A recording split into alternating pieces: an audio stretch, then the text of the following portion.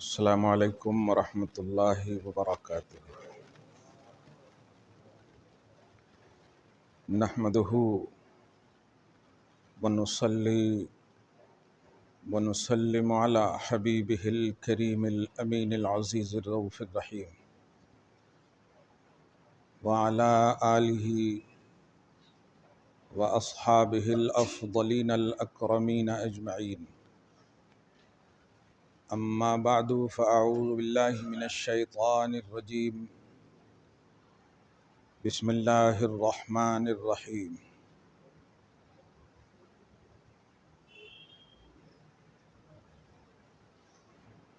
وابتغ فیما آتاک اللہ الدار الآخرہ ولا تنس نصیبک من الدنیا وأحسن كما أحسن الله إليك ولا تبغ الفساد في الأرض إن الله لا يحب المفسدين۔ صدق اللہ العظیم۔ حصول برکت کے لیے درود شریف پڑھ لیجیے۔ اللہم صل وسلم وبارک علی سیدنا و شفیعنا و حبیبنا و مولانا محمد معدن الجود والکرم وآلہ الکرام وابنہ الکریم وآلہ واصحابہ وبارک وسلم، صلاۃ و سلام علیک یا حبیبی یا سیدی یا رسول اللہ، صلی اللہ تعالی علیک وعلی آلک واصحابک وبارک وسلم۔ خدا وحدہ لا شریک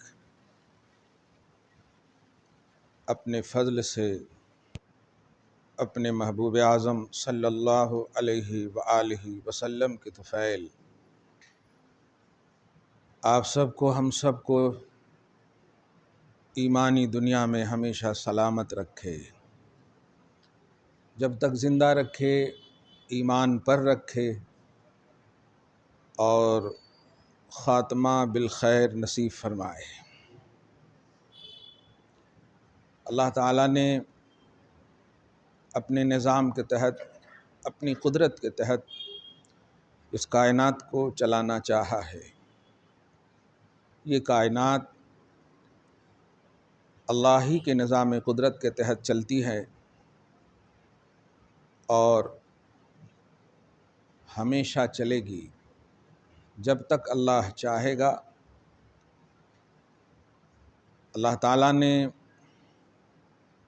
حضرت آدم علی نبینا علیہ الصلاۃ والسلام سے پہلے زمین کو بچھا دیا تھا،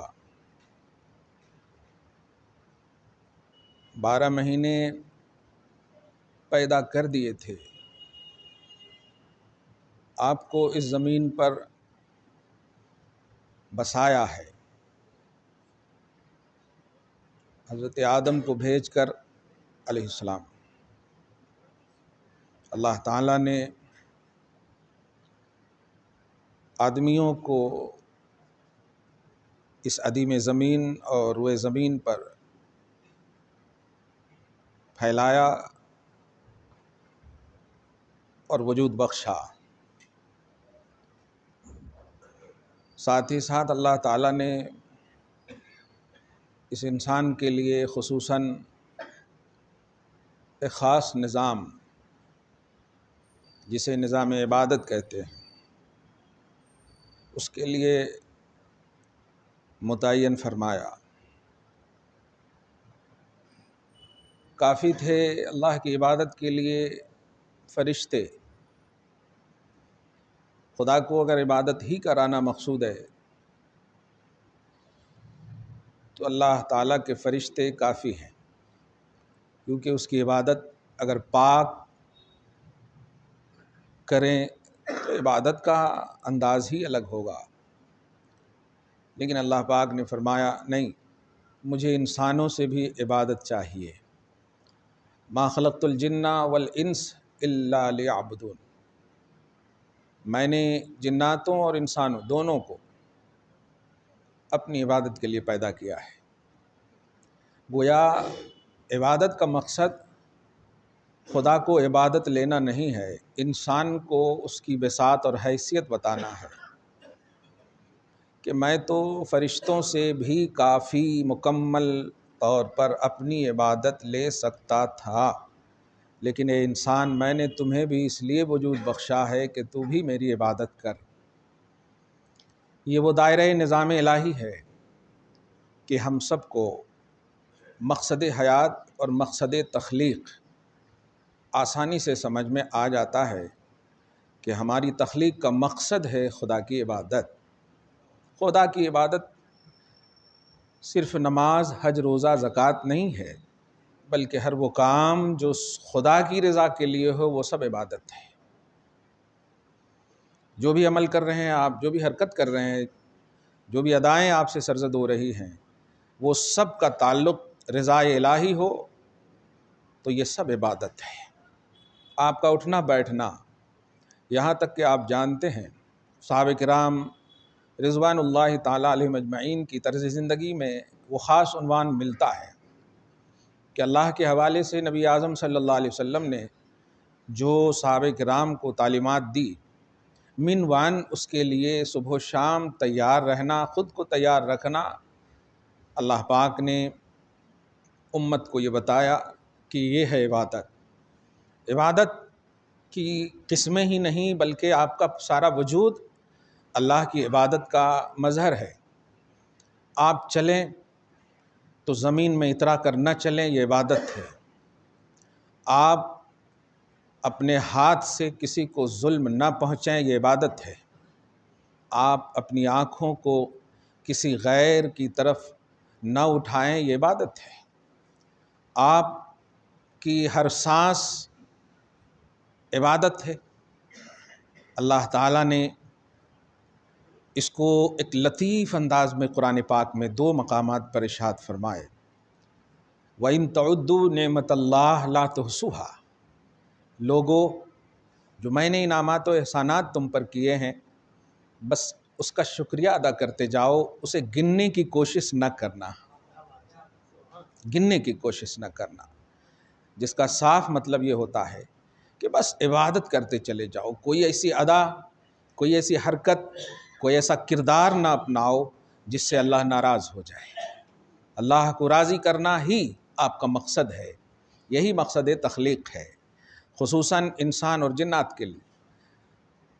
چرند و پرند ہیں، وحوش و طیور ہیں، آپ سے طاقت رکھنے والی ظاہری طور پر مخلوقات پہاڑ ہے۔ اسی لیے تو کہا اللہ نے کہ اگر قرآن اس پہاڑ پر نازل کرتا تو وہ ریزہ ریزہ ہو جاتا، یعنی اس پہاڑ کی طاقت کا اظہار کیا اللہ پاک نے۔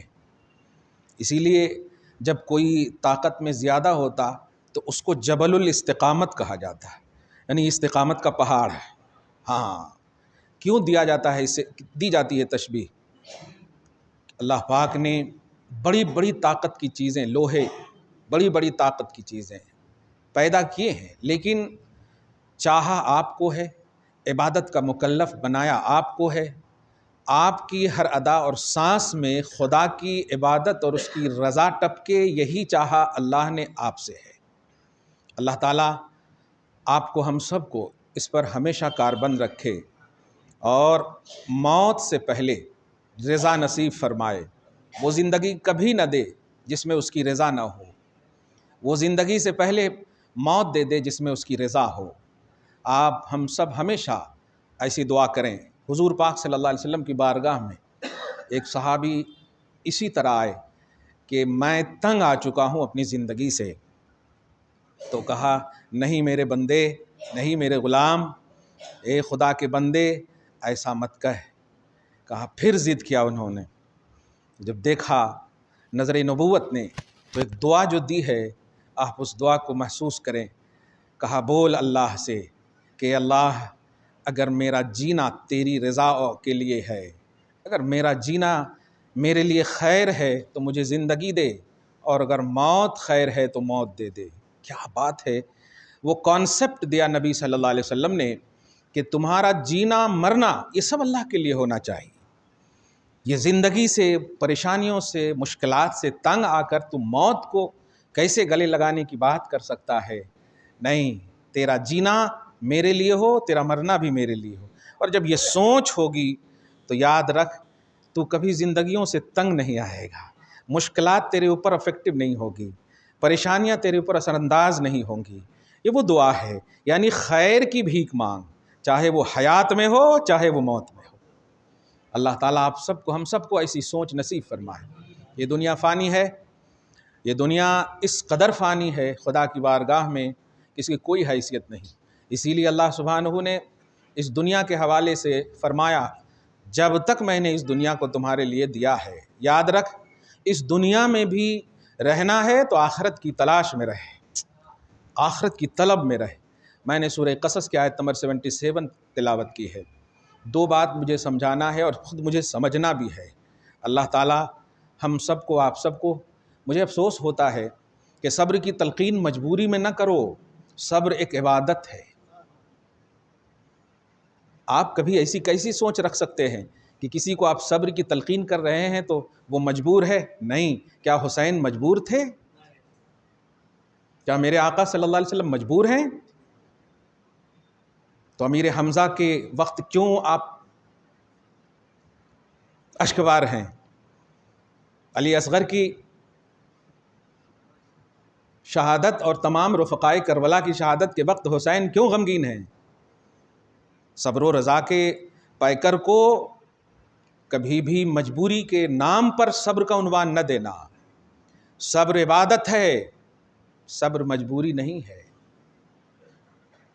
آپ اچھے سے سمجھ گئے ہوں گے کہ صبر کی تلقین کرنے والے جو احساس آپ اپنے اندر رکھتے ہیں وہ احساس نکالیے کہ صبر بہت بڑی عبادت ہے۔ خدا کی یہ شان ہے، سنیں آپ پارہ نمبر 21 میں آپ دیکھیں، الم تر ان الفلک تجری فی البحر بنعمت اللہ لیریکم من آیاتہ ان فی ذلک لآیات لکل صبار شکور۔ یہ عام کی وصف ہے۔ اللہ کی صفت آپ پڑھیں گے 99 ناموں میں، اس میں ایک لفظ آئے گا صبار۔ صبار، صبار کا معنی ہوتا ہے بہت زیادہ صبر کرنے والے، جیسے قوال، علام، قوال بہت بکنے والے کو، تو زیادہ بولنا قوال، صبر صبار، بہت زیادہ صبر کرنا، جس کا مطلب یہ کہ اتنا صبر کرنا کہ وہ اتنا ختم ہو جائے۔ تو اب ذرا غور کریں کہ اللہ کی شان ہے صبار، کیا مطلب ہوا؟ مطلب یہ ہے بندو تیرے گناہ کو دیکھتا ہوں نا، تو علم الہی تو کہتا ہے عذاب ڈال دوں، لیکن میرا صبر کہتا ہے چھوڑ دوں۔ تو صبر میں اختیار ہے۔ ایسے ہی نہیں صابروں کو اللہ نے محبوب بنایا ہے یا صابروں کے ساتھ رہنے کی بات فرمائی ہے۔ اللہ یحب الصابرین ان اللہ مع الصابرین۔ یہ آنسو دیکھ کر کے نہیں کہا اللہ پاک نے، دل دیکھ کر کے کہا ہے اللہ پاک۔ اس لیے صبر کو مجبوری کا نام نہیں، یہ بہت بڑے اختیاری پہلو کا نام ہے۔ اصل میں صبر یہ ہے، دھیان دیں، صبر یہ ہے کہ صابر جو صبر کرتا ہے، سامنے والے یا جو بھی تکلیف و پریشانی آئی ہے اس کو وہ ہینڈل کر سکتا ہے۔ اور آسان کر دوں، جب کوئی ظالم کسی پر ظلم کرتا ہے تو مظلوم کو صابر کہیں گے، اور ایک دم آسان کر دوں کہ ایک بیٹا جب اپنے باپ کو بھپتیاں کستا ہے، جملے کستا ہے، اور باپ کچھ نہیں بولتا ہے، تو یہ کچھ نہیں بولتا، کیا باپ مجبور ہے؟ مجبور نہیں ہے۔ آپ کو کسی نے تھپڑ مارا اور آپ اچھی طاقت رکھتے ہیں، لیکن پھر بھی آپ نے مسکرا کر کہا۔ میں اس کو بہت خوشی سے، میں خاص طور سے دیکھ رہا ہوں، چونکہ آپ تھوڑا اسکول وغیرہ کی وجہ سے میں بھی گاڑی چلا لیتا ہوں، تو دیکھتا ہوں کبھی کبھی کہ ہمارے سامنے کچھ اگر دو میں انبن ہو جائے تو زیادہ بات بڑھی تو صبح معلوم ہوتا کہ مار دیے ہیں چھرے سے، صبر کا مظاہرہ ہی ختم ہو گیا۔ لیکن مجھے کئی موقعوں سے، ایک تو کار والے ایسا مارے کہ گھوم گیا تھا میں اچھے سے، تو اس سے پہلے کہ وہ ڈر رہا تھا، سب لوگ مارنے والے تھے، تو میں نے اسے اشارہ کر دیا جلدی سے نکل جاؤ. تو اب مجھے پھر سب چلانے لگے, کیوں آپ نے کہا؟ میں نے کہا آپ کو چوٹ لگی ہے یا مجھے چوٹ لگی ہے؟ آپ کون ہوتے ہیں؟ میرا بدلہ لینے والے آپ؟ دیکھا اختیار رکھ رہا تھا میں, لیکن میں نے اختیار کا استعمال نہیں کیا, کیونکہ صبر کی عبادت کا ثواب نہیں ملتا. جو ہونا تھا ہو چکا, وہ چیز پھر ہماری ریکور نہیں ہو سکتی ایگزیکٹ, صحیح ہے. لیکن اگر آپ کو عبادت کا موقع مل رہا ہے تو وہ کیوں فراموش کر رہے ہیں؟ بدلہ دے دیں گے تو ایکوالٹی ہو جائے گی, پھر آپ کو ثواب نہیں ملے گا. لیکن معاف کر دیں گے تو آپ کو ثواب ملے گا. خدا نے اپنی شان معاف کرنے والا کیوں رکھا؟ نبی کو بار بار اللہ پاک نے خذ العفو واصفح یہ سب جملے کیوں فرمائے؟ معافی کو پکڑو حبیب, درگزری کو پکڑو حبیب. یہ شان عفو مجبوری نہیں ہے. اگر اسٹیٹس بلند ہے تو مزید بلند ہوتا ہے, اور اگر گناہ ہے تمہارے پاس تو رب میٹ دیتا ہے. آپ بتاؤ مخلوق میں کوئی ایسا فرد ہے جو نبی کے لیے دعا کرے؟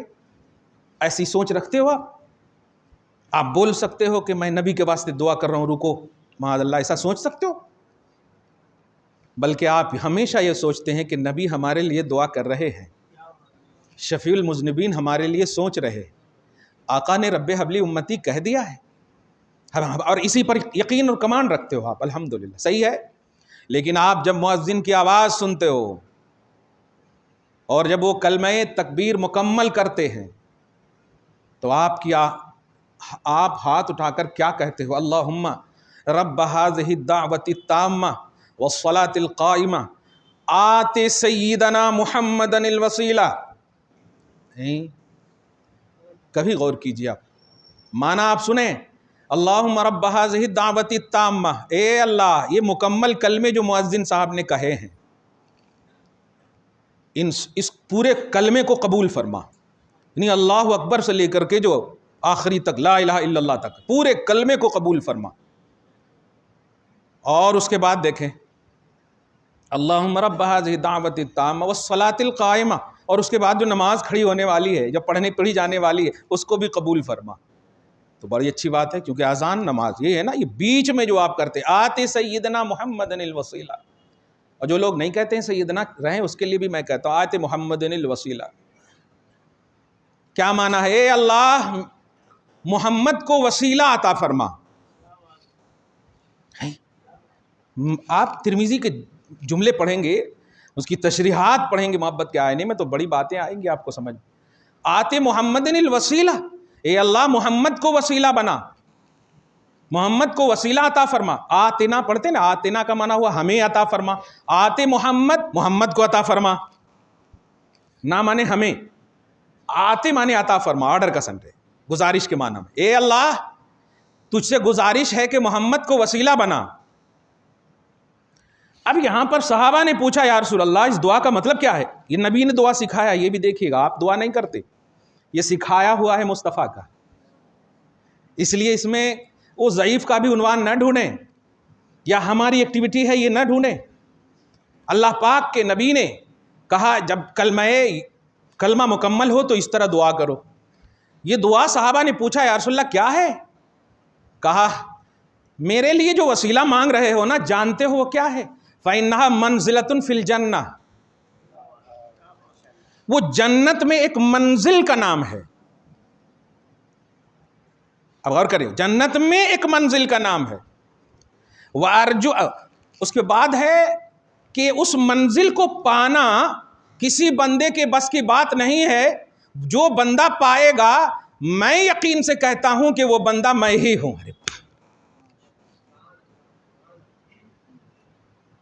اب اس کے مفہوم کتنے ہو سکتے ہیں, بس اتنا سمجھیے کہ آپ جو وسیلہ مانگ رہے ہیں اس وسیلے کا نام ہے محمد صلی اللہ علیہ وسلم. جنت میں وہ بندہ میں ہی ہوں جس کے لیے تو وسیلہ مانگ رہا ہے, چاہے شکل منزل کی ہو یا جو بھی ہو.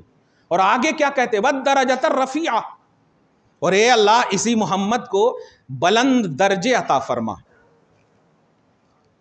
وَالدَّرَجَةَ الرَّفِيعَ۔ اور اس کے بعد کی تو وہ تفسیر قرآنیہ ہے کہ وَبَعَثَهُ مَقَامًا، اے اللہ اس مقام پر مصطفیٰ جان رحمت کو یہ غلام دیکھنا چاہتا ہے جس مقام کو مقام محمود کہتے ہیں۔ وَبَعَثَهُ مَقَامًا مَحْمُودًا الَّذِي وَعَدتَّهُ، جس مقام محمود کے بارے میں قرآن میں تو نے بتایا عَسَىٰ أَن يَبْعَثَكَ رَبُّكَ مَقَامًا مَحْمُودًا، حبیب آپ کو وہ مقام میں دوں گا، اس مقام پر سرفرازی ہوگی آپ کی جس مقام کو دیکھ کر اولون اور آخرون سب آپ کی حمد بیان کریں گے۔ یہ آپ کہتے ہیں، ہماری ایکٹیویٹی نہیں ہے، یہ نبی کی سکھائی ہوئی دعا ہے۔ اور آگے دیکھیں وَارْزُقْنَا شَفَاعَتَهُ يَوْمَ الْقِيَامَةِ، حبیب اے اللہ اس حبیب کی شفاعت قیامت کے دن ہمیں نصیب فرما۔ ایک ایک لفظ پر آپ ذرا غور کیجئے، دو بات جو خاص طور سے ہے، چلیے ساری دعاؤں کے جملے آپ کے لیے کارآمد اور مفید ہے، ایک جملہ بتائیے، یہ درجہ رفیع کی جو دعا کر رہے ہیں آپ، ہے آپ کی کوئی ایسی حیثیت کہ آپ نبی کو بلند درجہ کی دعا کریں؟ ہے نہیں ہے، مگر سنیے یہ دعا بالکل صحیح ہے۔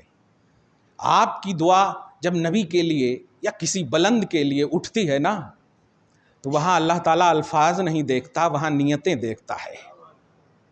یوں تو ہر دعا میں نیتیں دیکھتا، بالخصوص اپنے محبوبوں کے لیے جب دعا اٹھتی ہے تو اللہ تعالیٰ ان کے لیول اور اسٹیٹس کے حساب سے بلندیاں عطا فرما دیتا ہے۔ وَرَفَعْنَا لَكَ ذِكْرَكَ کا بھی یہی کانسیپٹ ہے۔ اب ذرا ان تمام باتوں کے حوالے سے خصوصاً صبر عبادت ہے، صبر مجبوری نہیں ہے۔ نبی نے صبر کیا، خدا صبار ہے۔ اب اس سے اگر آپ سمجھ میں نہیں تو آپ یاد رکھیں کہ آپ کی حرکت و ادا رضا مولا میں نہیں گزر رہی ہے۔ جو حرکت و ادا اللہ کی رضا میں گزرے وہی انسانیت ہے، اور رب العالمین نے اسی کو فرمایا میں نے انسان اور جنات کو اپنی عبادت کے لیے پیدا کیا، اس لیے آپ کے ناخن سے لے کے سر کے بال تک خدائے وحدہ لا شریک یہی چاہتا ہے کہ میری رضا اور میری عبادت میں آپ کی ہر ادا، آپ کی ہر حرکت گزرے۔ درود شریف پڑھیں، اللہم صلی علی محمد وعلی آل محمد وبارک وسلم، صلی اللہ تعالی علیہ وسلم۔ یہ تمہیدی بات اور قرآن کی آیت کریمہ جو میں نے تلاوت کی ہے،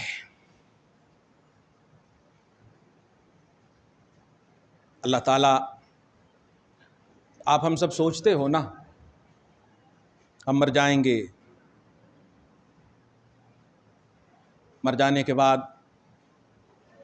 مٹیاں ہمیں کھا جائیں گی، ہڈیاں ادھر سے ادھر ہو جائیں گی، یا آپ کی سوچ غلط ہے؟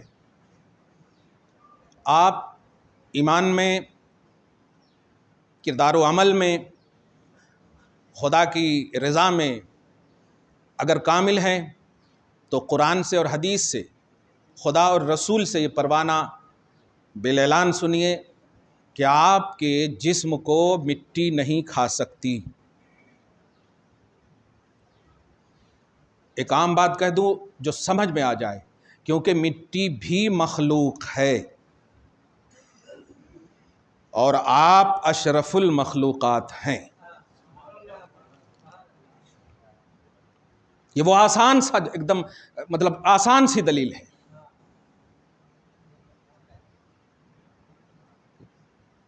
جب میں وہ حدیث پاک پڑھتا ہوں جو حیات النبی کے لیے دلیل ہے، ان اللہ حرم علی الارض ان تاکل اجساد الانبیاء، اے زمین سن، ریسپیکٹ کی تو اجازت ہے لیکن نبی کے جسموں کو کھانے کی سوچنا بھی نہیں، تم پر حرام کا فتویٰ ہے، خدا دے رہا ہے۔ بے شک اللہ نے نبیوں کے جسموں کو، زمین کو یہ آرڈر فرما دیا ہے کہ نہ کھانا۔ وجہ کیا ہے؟ وجہ یہ ہے کہ وہ اللہ کا محبوب ہے۔ تو خدا کی محبوبیت پر جو فائز ہے، اسٹیٹس میں، لیول میں سب سے اعلیٰ محمد الرسول اللہ صلی اللہ علیہ وسلم، دیگر انبیاء کرام، صحابہ تمام۔ لیکن اے ایمان والو، تم اپنے ایمان اور کردار میں اگر مکمل ہو، ناخن سے لے کے سر کے بال تک اللہ کی رضا میں ہو، تو اسی حدیث کے تناظر میں سنو، مقام محبوبیت پر اگر فائز ہو تو اللہ تعالیٰ یہ زمین کو آرڈر دے دیا ہے کہ تمہارے جسموں کو وہ نہ کھائے۔ حدیث کے الفاظ اور بھی ہیں، تشریحات حدیث اور بھی ہیں۔ نبی کے جسموں کو نہیں کھا سکتی، علماء حق کے جسموں کو نہیں کھا سکتی، حافظ جو عمل کرتا ہے قرآن پر جسموں کو نہیں کھا سکتی مٹی۔ نبی نے تو بہت پہلے ہی ایک جملہ فرمایا، طوبیٰ لأجوفۃ، اس پیٹ کے لیے مبارک ہو جس پیٹ میں سورہ یاسین ہے۔ صرف سورہ یاسین ہے پیٹ میں۔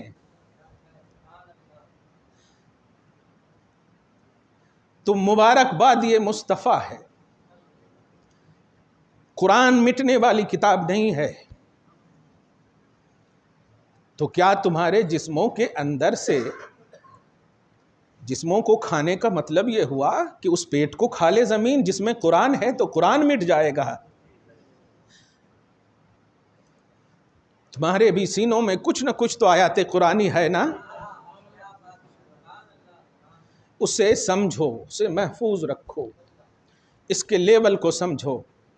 اور اگر رب نے تمہیں ناخن سے لے کے سر کے بال تک اپنی رضا اور اپنی عبادت کا ایک عنوان دیا ہے، تو تمہیں جو اسٹیٹس دیا ہے،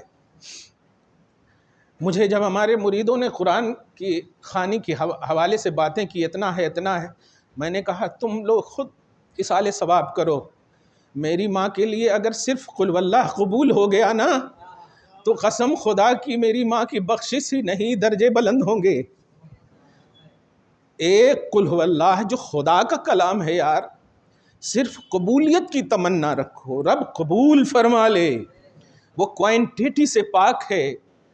جس آیات قرآنی کو مصطفیٰ نے جس بھی قبر، اے جنت البقیع کے اصحاب، اے امیر حمزہ، اے عبداللہ ابن جہش، اے مصعب ابن عمیر، مبارک ہو، مصطفیٰ نے جب تلاوت کی ہوگی تو بتاؤ صبح قیامت تک جتنے بھی دفن ہوں گے لیتے لیتے ثواب تھک جائیں گے، زبان مصطفیٰ سے تلاوت کی ہوئی آیت نہیں تھکے گی۔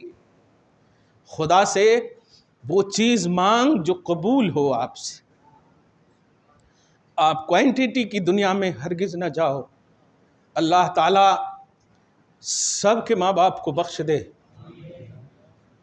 اور جن کے ماں باپ زندہ ہیں ان کا سایہ دراز فرمائے۔ مسلمانوں، اپنے اسٹیٹس کو سمجھو، اپنے لیول کو سمجھو۔ ایک بات اور جو بڑی ذمہ داری سے اور بڑی اہمیت کے ساتھ کہہ رہا ہوں، جس سے آپ پیار کرتے ہیں نا، اس کے لیے قربانی کا تصور رکھیے آپ، بلکہ قربانی کا یقین، قربانی کا عقیدہ رکھیے۔ محبت قربانی چاہتی ہے۔ اگر محبت میں آپ کو تکلیف و پریشانی نہ ہو تو محبت میں آپ سکسیسفل نہیں ہیں۔ محبت کے سکسیسفل ہونے کے لیے قربانی درکار ہے۔ جس سے بھی آپ محبت کرتے ہیں ان کے لیے قربانی دیجیے آپ۔ قربانی دنیاوی طور پر کا نام نہیں ہے۔ جس سے بھی محبت کرتے ہیں، حدیث کے الفاظ سنیں، پیمانہ ہو اللہ کی محبت میں، جس سے بھی محبت کرتے ہیں کہ اے اللہ میں اس سے محبت کرتا ہوں، تو میری محبت کو سلامت رکھنا، تو میری محبت کو قبول فرمانا۔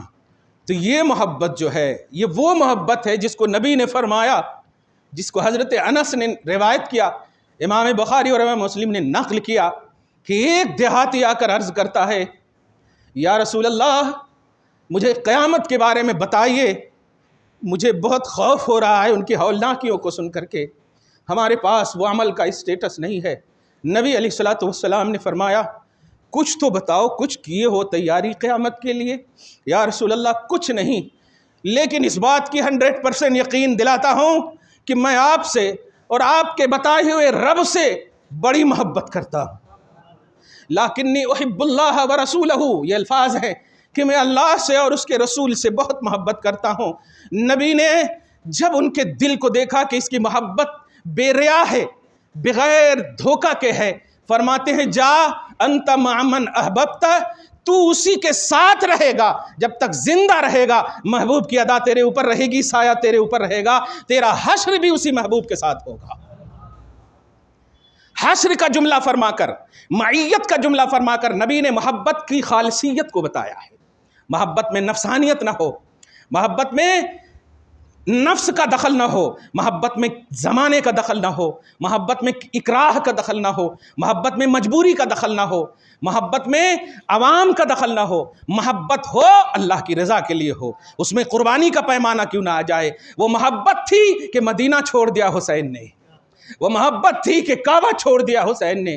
کعبہ میں ثواب 1,00,000 کا مل رہا تھا، مدینہ میں ثواب 50,000 کا مل رہا تھا۔ حسین تو سوچتا تھا تو ہزاروں ثواب تجھ پر قربان ہو رہے تھے، ہزاروں عبادتیں تجھ پر قربان ہو رہی تھی، کیوں چھوڑ دیا اتنی عظیم اور پوتر جگہ کو؟ جواب ملا محبت کے لیے چھوڑا ہے۔